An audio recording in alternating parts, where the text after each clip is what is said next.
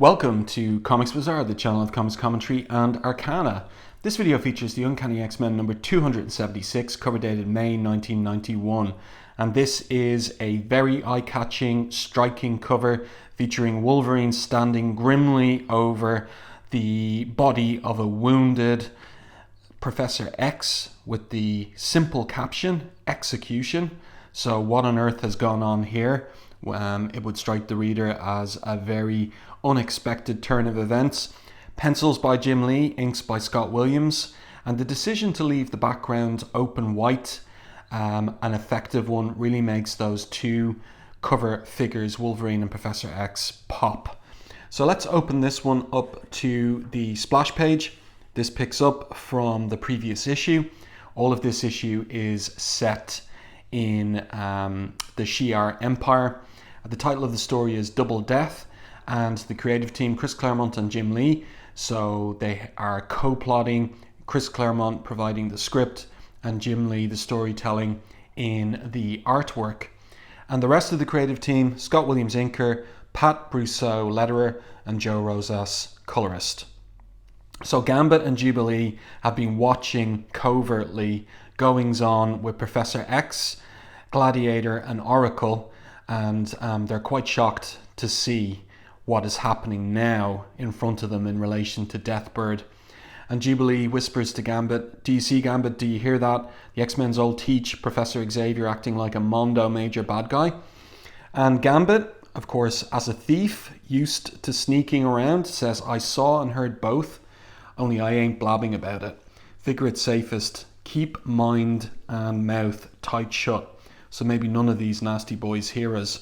So Jubilee apologizes, and let's turn the page and we're going to get a really excellent double page spread here of Gladiator holding aloft and having her gripped around the neck and gripping her hand as well there, her right hand, Deathbird. So Deathbird was the one who sent Lila Cheney to teleport from Earth across the galaxies to the Shi'ar Empire, the X-Men, in order to do something to do with their old professor. But this has turned out to be quite the twist, that something has happened. The professor, in the long time since we've seen him last in Marvel continuity, which would be New Mutants number 51, and Uncanny X-Men 203, 204, around that point. And here he is saying to Gladiator, or rather to Deathbird, "Your struggles are a wasted effort. Gladiator can break solid steel in his bare hands. It should be child's play to do the same to your wings." So he's got a nasty side to him here. That's a really nice tight close-up on the side profile of his face. I like the little detailing there of the pupil of his eye looking white there, with the light reflecting on his face. So Gladiator pulls Deathbird's wings right out of her back, and we get the great sound effects here, crack, crack, crack, as they come from her back. And the professor saying, "A scream will suffice," to Deathbird. She's not going to beg. "You are the pride of your race, Deathbird, a warrior without peer. Regrettably, there is no place for you in the new order. That honor goes to your sister, my beloved Lilandra." So how has the professor become so sadistic as he appears to be here is a little mystery for this particular issue. So here we get to see like the height differential between Gladiator and Deathbird, which doesn't really show that well in the double page spread. It seems as if she's shrunk there, but I think this is truly the true height differential between them. Also, you get to see here in the background a Joe Rosas staple, where if there's a white background, he'll fill it in with swatches of color. I always like that. Gambit's watching. Jubilee's presumably staying quiet, and Gambit makes a decision here, and you can see it in his face. So he busts out of wherever it is they've been hiding, and he says as explanation, "I guess when you wear the uniform of a hero, hey, I guess sometime you gotta act the part." So nice image of him there casting his kinetically charged playing cards. And we're going to get a fair bit of action in this issue. So Gladiator dives in front of the professor to take those kinetically charged cards.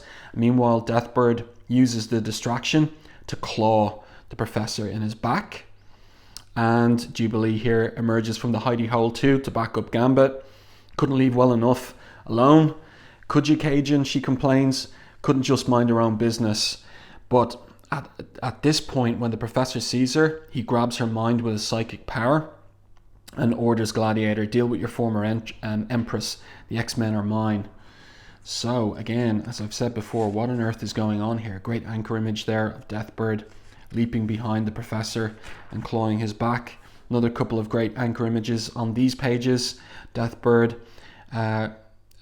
catching Gladiator under the jaw there, and Gambit hitting him low from behind. You'd hit him high, Cher, he says, while I hit him low. Pardon, monsieur, but I need the cape, hope you don't mind. And he uses it on the Professor. So this is really smooth fight choreography from Jim Lee. And also Gambit grabs Jubilee and she says, I'm not crying, creep, to him. It's just my head really hurts. You know, we can't fight the Prof's mind grabs, Gambit. We don't run, he'll grab me, maybe us both again. So Gambit says, love to oblige, Cher. But it looks like Gladiator's about to throw Deathbird at both of them. And they duck. And so she smashes through the wall, and that reveals an imprisoned Lila Cheney. So Jubilee says, yo, Gambit, she's a prisoner. Geez, we were all wondering what happened to you. And Lila insists, blast me loose of these manacles. They inhibit my own mutant power. So long as I'm chained, I can't teleport us out of here. And Gambit says, leave that to him. Of course he is. Once, you know, he's that trained thief and he'll be able to get her out of there in a jiffy. But she exclaims, behind you, X-Men, look out. So who's attacking them now? Well, this is an interesting little scene where these Imperial Guardsmen start firing their machine guns, their laser blasters at Gambit, but he manages to evade every single blast. So it hits the wall behind him, and a great DeLuca effect there of him somersaulting and dodging those blasts. And Lila comments, unless it's Deathbird that's commenting, incredible. It's as though he's dancing around each incoming round. This is impossible. How can they keep missing him? So at this point in time, readers don't fully know all of Gambit's powers. He's a man of mystery. And the fact that he can jump around bullets or laser blasts is just intriguing us in terms of what exactly his backstory is and what are mutant powers and what is down to training. He says it's down to training. Trained hard, don't you know? Jubilee doesn't believe that. More likely Mr. Show-Off here is just too gosh darn pretty to kill, don't you know? So at this point, Lila, on Deathbird's orders, teleports them away. And Lila's like, you know, wondering what about the X-Men. They aren't within range of her telemat field, but Deathbird just tells her to teleport. So nice little effect there in the art. The spotting of blacks looks good. Meanwhile, Gambit and Jubilee are going to have to face Gladiator. So they need a plan in order to take out Gladiator, who is, you know, a Superman level threat. So the suggestion here is from Gambit that Jubilee use her fireworks and that he hit the fireworks with hypercharged rocks. So he's hoping that the interaction of the two will yield a bigger explosion than either alone. And this is interesting little dynamic that's developing here. You know, Storm, who was Gambit's partner when they were running around. I'm trying to think of what's it called again? The panhandle of the USA. You know, stealing from the rich and giving to the poor. Their Robin Hood thing. Well, you know, Storm is back to being an adult, and so that partnership is kind of over. But I get the sense here that maybe Claremont, who was still planning to kill off Wolverine in about a year's time, was setting up maybe Jubilee to be Gambit's new young girl partner. That would have been an interesting combo, because Jubilee's an altogether different, more mouthier teenage sidekick, so to speak, than DH Storm was. So in any case, let's get back to the story here. And those combined blasts of the fireworks and the kinetically charged rocks create a massive explosion. And outside of Lilandra's palace, who's there except for Wolverine? And he recognizes Jubilee's blast signature. So this alien that he's been spending the night with, and who's impressed by him after this evening, Strongheart, it's the very least I can do, flies him up to the palace. And within the palace itself, Storm, Banshee and Forge wonder about what's going on. The Chancellor says the explosion is located to the secure zone. Deathbird must be attempting an escape. So Banshee says, then we better get down there and stop her. Now, I have my suspicions that on these pages, Scott Williams is maybe not inking all of the pages. You can see here the way that Wolverine's body hair is rendered with these long hatch lines here and here on his shoulders and arms, which is not Scott Williams' style. Also, the rendering of the arm hair here in more close-up, again, not Scott Williams' style. So I'm not entirely sure who is inking these pages, whether it's Jim Lee himself maybe contributing or someone in Image Studios, but it's not all Scott Williams, of that I'm certain. Back to the story.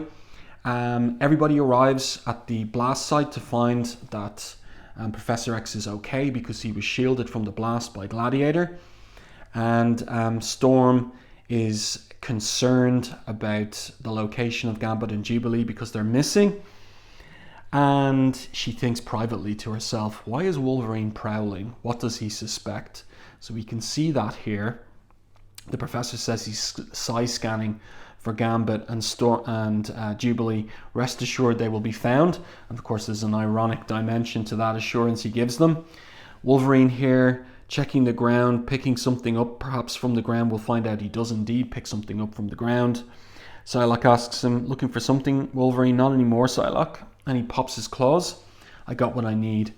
And here he is leaping towards both Lilandra and the professor, and I know what I got to do about it. So I turn the page and we get another really eye-catching and memorable anchor image of Wolverine just clawing the guts out of the professor. And this is definitely inked by Scott Williams. So you can see the way that he is hatching in, the body hair there, distinctive of his style and not to be found on the previous two pages.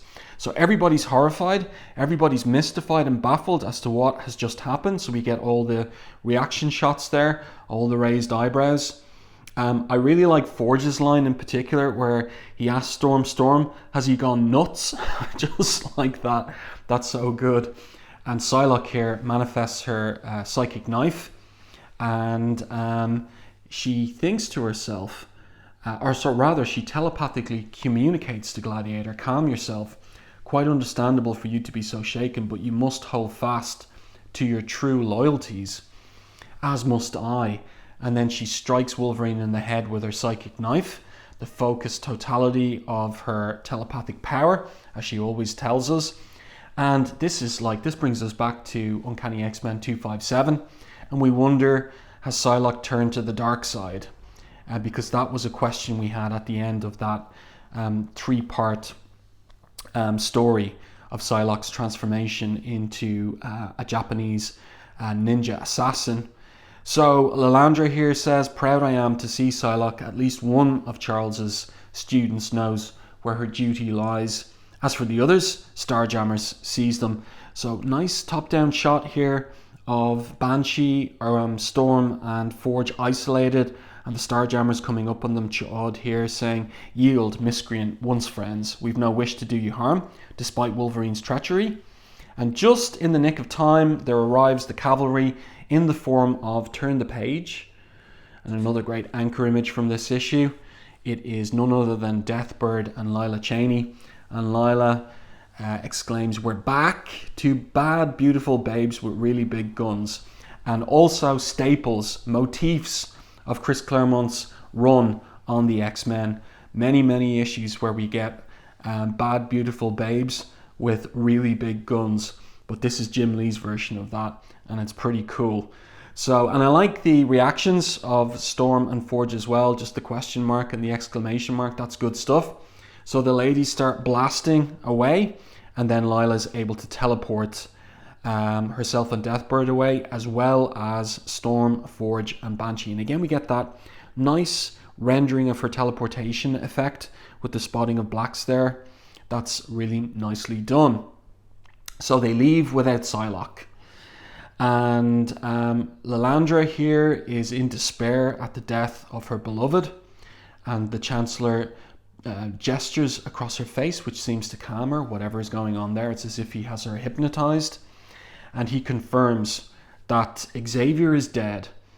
And Christopher Summers, it seems, says, "A warrior's life, a warrior's death. What more could be asked of existence?" Asks Raza rhetorically, and the Lord Chamberlain says, "If nothing else, Raza, that it is our enemies who perish. You will be remembered, comrade," he says, and drops some little device, glowing device there on the corpse of the professor, who discorporates, and more to the point, avenged. "Go after them?" asks Corsair. "Use whatever means are necessary," says the Chamberlain, Lord Chamberlain. "The males are of no consequence. Dispose of them and the renegade as you will." So they're not interested in Banshee, Forge or Deathbird. "Our pleasure, my lord. The job's as good as done. The lady's caught." So they want Storm and they want Lila Cheney. But to what end? For what purpose? So let's continue with the story. And the scene changes. Where did Lila teleport them? Well, she teleported them to a planet, Epsilon Psychosia 9, hard scrabble rock of a planet. I like Claremont's description here in the narrative captions. All harshly dynamic verticals, mountains thrusting one way, abyssal canyons plunging the other. Nothing soft or gentle about the world or the race that lived here, which is perhaps what made the Pindar among the most renowned and feared warriors in the Shi'ar Imperium. So our desperados arrive, and Storm immediately asks, and violently asks Deathbird, "What the devil are you playing at?" But Deathbird replies, "Saving your lives, Wind Rider, or doesn't that count for much anymore? You wondered why I summoned you to slay your beloved mentor, my sister's consort, Charles Xavier, and why I actually applaud the fact that Wolverine did the deed? Then look about you, X-Men. This is Xavier's handiwork." So Pindar has been destroyed, and all of its inhabitants slaughtered. So now they survey the ruins of the Pindar civilization on the planet. And Banshee asks, how could anyone do this to another? And this is a great scene with Forge. This is really good stuff. So you can see Forge, going into one of these Pindar dwellings and reacting emotionally to what he sees in Jim Lee's artwork. But what I really love, and what is excellent and really enhances the page and the story, is the dialogue that Claremont gives Forge. Wrong question, Irish. The miracle seems to be why it doesn't happen more often. No matter how much we grow, how mature we fancy ourselves, civilization ends up being no more than a veneer. Strip it away, we're all like Wolverine at heart. And he sheds a little tear there. Great use of a screen tone too. And remember, Forge is a man who is a Vietnam vet, who fought in Vietnam and was injured there as well, and has a measure of guilt, although he's recently expiated it in relation to the loss of his platoon when he accessed his shamanic powers in order to kill the enemies that were attacking them. So he really knows what he's talking about here, and it's a great little moment. And he was the one who was full of wonder about, the fact that he was in another galaxy. But in that other galaxy, he finds that sentient, seemingly rational beings are the same everywhere. Civilization is no more than a veneer. And Storm arrives, and Forge is still lost in his emotions. The kids played with dolls, Aurora, so different from us in form, so alike in spirit. And that was the old chemistry between them, but also the bone of contention that Forge was too wrapped up in his reason and intellect and his generation of technology, living in his eyrie in Dallas, Texas, and not emotional. And so here is like the role is reversed a little bit. Forgive me, dear friend, says Storm. And remember, they were lovers during the Fall of the Mutants storyline way back in Uncanny X-Men. Let's say 221 to 227.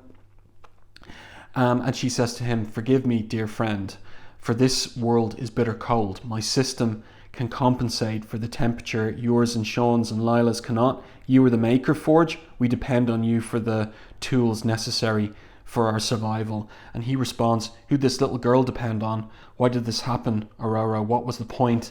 So real role reversal there. So interesting, the characterization from Claremont. And it's because he's been writing these characters for 16 years. He knows them inside out. I really would be surprised if any of this is coming from Jim Lee's plot here. So Storm says that we must find out. But to do so, Forge, we need your help. The X-Men are a team, standing and working together, depending on one, as he or she may on the others. So Forge responds, "I'd forgotten what that felt like," because it's all the way back in Vietnam, his Vietnam experience with the platoon and their deaths, his platoon and their deaths. Still not sure I want to find out, but I won't let you down. Really, really good characterization there for Forge. Really like it. Would have loved to have seen Claremont continue writing Forge and Banshee if he hadn't quit the X-Men back in 1991. So Lila Cheney arrives, and she was away on Deathbird's orders, getting more equipment. This is one of Jim Lee's devices for, you get this narrow horizontal panel with all of the figures, maybe in silhouette or teeny tiny, but it reads really well, and it makes the layout of the page more interesting as well. So nice image here of everybody around the campfire, the X-Men getting into their uniforms, and also a little bit of conversation regarding the Pinder and the fact that Deathbird didn't order the genocide. She says, "I may be mad, Turan. I may even be, as Lilandra believes, the devil incarnate, but I was still Magistrix, Shi'ar, and these my people. I did not do this." "So says every villain," responds Banshee. "What comes next? Do you blame it all on Professor X?" "Precisely."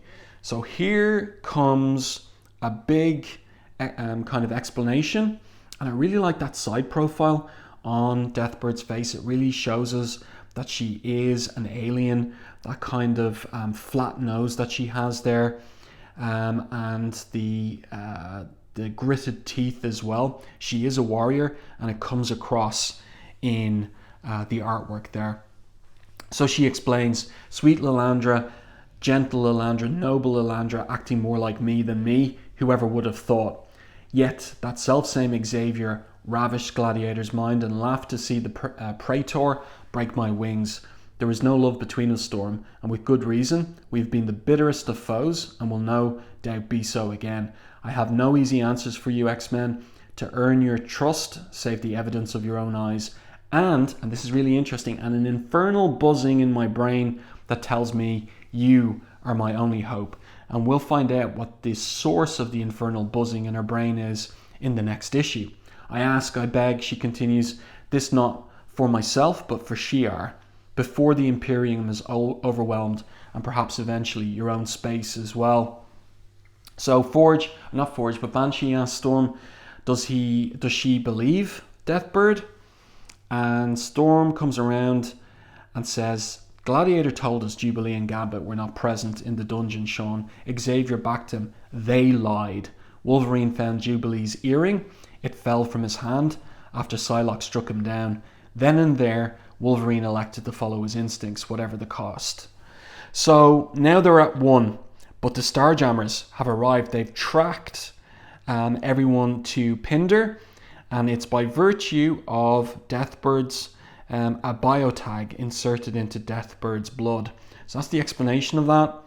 And let's see. So Corsair orders a targeting lock, unable to comply, says Raza. While we have a general sense of the fugitive's position, an inhibitor field prevents our establishing a more precise fix.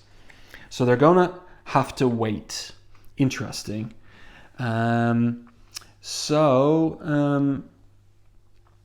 Let's see what goes on here. We could always crack the planet itself, says Chod. That should do the trick nicely. Chamberlain, not inclined to chastise. So they need to get Storm and Lila Cheney alive. And Corsair says then, there's nothing of value on Pindar, no weapons and certainly none left alive to join them as allies. We made sure of that. Pity Psylocke remained behind. We could use her telepathic insight. Establish a low orbit, skimming the top of the atmosphere. Since sensors appear occluded, we'll use optical rangers. Remember, Starjammers, Storm and Lila are to be stunned, the rest burned. So they're going to see if they can't scope them from a lower orbit of the planet. And here we get to see another great anchor image, more tech designed by Jim Lee. It's Jim Lee's design, but Forge in the Story has designed it, a kind of a sky sled. And just at this point, Deathbird's mind is grabbed. So she is defiant there. Curse you, stranger, get out of my mind. That's connected with the infernal buzzing she mentioned earlier. She grabs Lila from the sky sled. Danger, imperative need, cannot be denied. At once, Lila, these coordinates, teleport. So they do, and now Forge has to pilot the sky sled himself and asks, how the blazes do I attack a starship all by myself? That's good. I like the way, I've said it before, but I like some of these pieces of dialogue that Claremont gives Forge. I think he really gets the character, and I like the character.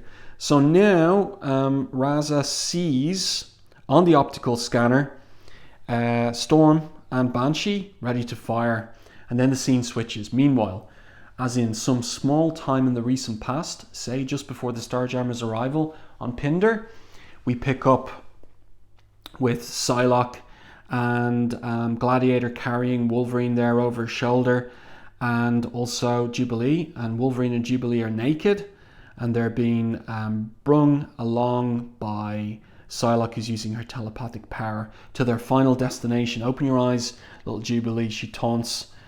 Behold your fate. So Gladiator there throws a hairy naked Wolverine towards something that grabs him with tentacles. Turn the page, and another big anchor image. So we see Wolverine strung up there, other figures strung up, and the Lord Chamberlain says, enough of this foolishness. Have a manacle secure the youngling so that we may be about our business. And what is the business there? Jubilee's being grabbed by the creature. Seems like a techno-organic creature, a version of what we saw in Uncanny X-Men at the end of Uncanny X-Men 274 when Deathbird had one. But this one is techno-organic. And Psylocke asks the Lord Chamberlain, but uses a different form of address for him. Prime, is this wise? The Cadra's resources are limited. Coding Wolverine I can understand, but why Jubilee? And the Prime responds, her powers are still evolving within our matrix. Who can say what potential they might achieve? Our more pressing concern, however, is Lilandra. We need her as she is, yet she is lost without her beloved consort. Through her, the host controls Shi'ar. Through Xavier, we control her. To preserve that structure, Charles Xavier must live again. All right, so what's going to happen here? So we get a revelation. It's Skrulls. So the Skrulls have been masquerading as various characters, most specifically Charles Xavier. And so we see here that Jubilee spies Professor X and others. That's Psylocke, so Psylocke is there strung up. And the Imperial Guard Mind Witch Oracle, she's over there. And some round-eyed blondie, I don't know, and that's up here, and my guess is that's Binary, Carol Danvers. And down front and center, another Professor Xavier. So it's like as if this is some kind of way of harnessing the telepathic powers of the trio here, Psylocke, Professor X, and Oracle, and also it's all being powered by Binary there. She's the battery for the whole thing. So now the dialogue continues between Psylocke and the Prime. There's considerable risk in him transmuting into the likeness of Professor X. He says, the prize is worth the danger. You have heard my command, make it so. So here we get nice panels here showing the transformation and the stretching of the neck and face there as the creature transmutates into a likeness of Professor X. And so he kisses Lilandra and says, one additional element, Psylocke. Imprint Lilandra with my pattern, so she will accept only me as her consort without question and despite any evidence to the contrary, even the presence of the true Xavier. In the meantime, process the others. So Jubilee yells, Wolvie, he means us, we got to do something. And Wolverine response is, open to suggestions, girl, because right now I got none. So is hope over, gone? Is there only despair left? Well, the professor here, the real professor, thinks, do not despair, Wolverine. This battle is far from over. These fiends may hold Charles Xavier prisoner. So he thinks about himself in the third person, but I am far from beaten. Okay, so a nice setup for the finale to this particular storyline. Next, revelations and reunions galore, not to mention the odd rousing Rescuer 3 in tag Who's It? So really great issue here. 23 pages of story and art by Claremont and Lee. Excellent stuff. No letters page. Excuse me. And a setup cliffhanger for a rousing finale in the next issue. Let me know your thoughts on this in the comment section to the video. If you enjoyed my review and commentary, please like the video on YouTube and consider sharing it. It really does help the channel. And if you haven't done so already, subscribe to the channel and stay tuned for more content like this.